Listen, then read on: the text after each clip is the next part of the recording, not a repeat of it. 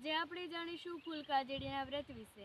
ફૂલકાજડીનું વ્રત છે તેનું નામ પડ્યું છે ફૂલ ઉપરથી। ફૂલ એટલે કે પુષ્પ, જે આપણે ફૂલ સુગંધિત હોય છે, આપણે કહીએ છીએ કરેણ, મોગરો, ચંપો, જેવી રીતે ફૂલ કહેતા હોઈએ છીએ તેવી રીતે આ ફૂલોમાંથી ફૂલકાજડીનું નામ પડ્યું છે। આ ફૂલકાજડીનું વ્રત શ્રાવણ મહિનાની ત્રીજના આવે છે, જે લોકો હરિયાળી ત્રીજ કહેતા હોય છે તેના રોજ આવે છે। લગભગ દશામાના ચોથા વ્રતે આ વ્રત આવતું હોય છે અને આ વ્રતનો મહિમા ખૂબ મોટો છે। આ વ્રતનું મુખ્ય કારણ છે કે માતા પાર્વતીએ શંકર ભગવાન એટલે કે સારા પતિદેવ મળે તે માટે તેઓ આ વ્રત રહ્યા હતા અને ત્યારથી જ આ વ્રત રહેવાય છે અને લગભગ મોટા ભાગની સ્ત્રીઓ આ વ્રત રહેતી હોય છે।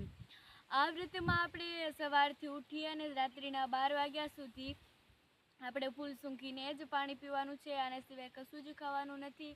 અને આપણે ગાયને આ વ્રતમાં આપણે સવારે શંકર ભગવાનને મંદિરે પૂજવા જવાનું છે, તેમાં કપૂર અને જેવા ફળ હોય છે, દહીં, દૂધ, તુલસી એવું બધું ચડાવવાનું છે, જળ ચડાવવાનું છે, તેઓનું પૂજન કરી અને આપણે જ્યારે પણ પાણી પીએ છીએ ત્યારે ફૂલ સૂંઘીને જ પાણી પીવાનું છે, તેથી તેનું નામ ફૂલકાજડી પડ્યું છે।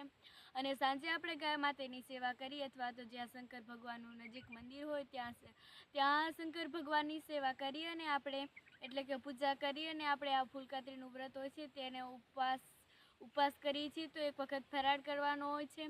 આ ઉપવાસમાં એક ટાણું કે એવું કશું જોતું નથી, માત્ર એક જ વખત ફરાળ કરવાનો હોય છે।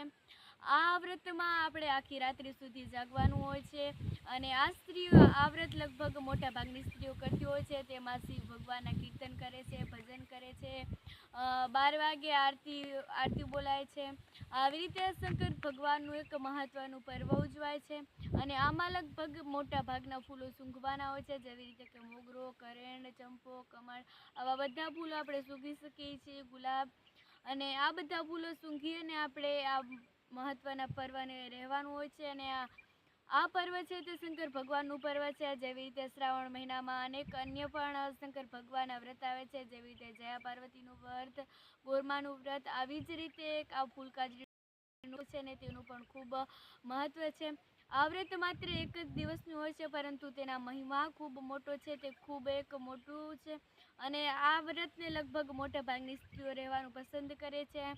આ વ્રતમાં માત્ર પાણી જ પીવાનું હોય છે અને સાંજે ઉપવાસમાં એક જ વખત ફરાળ કરવાનો હોય છે અને રાત્રિ દરમિયાન આખી રાત ભગવાનનો કીર્તન કરવાના હોય છે અને જાગરણ કરવાનું હોય, ત્યાં વ્રતને ઉજવવાનું હોય છે અને તેને રહેવાનું હોય છે। નમસ્કાર।